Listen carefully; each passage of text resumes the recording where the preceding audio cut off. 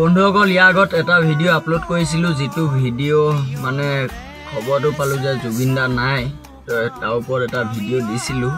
কিন্তু সেইটো কহিমাত থাকোঁতে ড্ৰাইভিঙত আছিলোঁ সেইটো কাৰণে ভালদৰে ভিডিঅ'টো বনাব পৰা নাছিলোঁ তো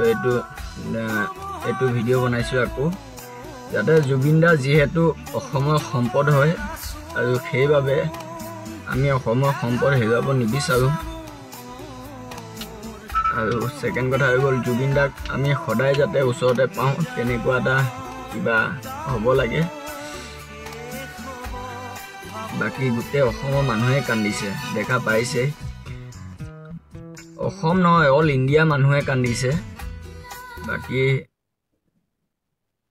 মানে জুবিন দা যাতে আমাৰ লগতে থাকে সদায় তেনেকুৱাকে থাকক আৰু যাতে এনেকুৱা নহয় যে মানুহ মৰি যোৱাৰ পাছত মানুহ মানে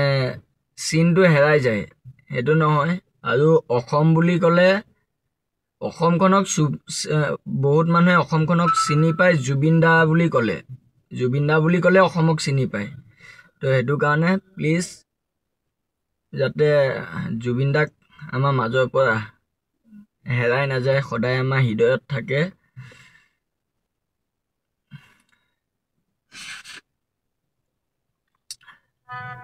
বাকি জুবিন দাৰ কাৰণে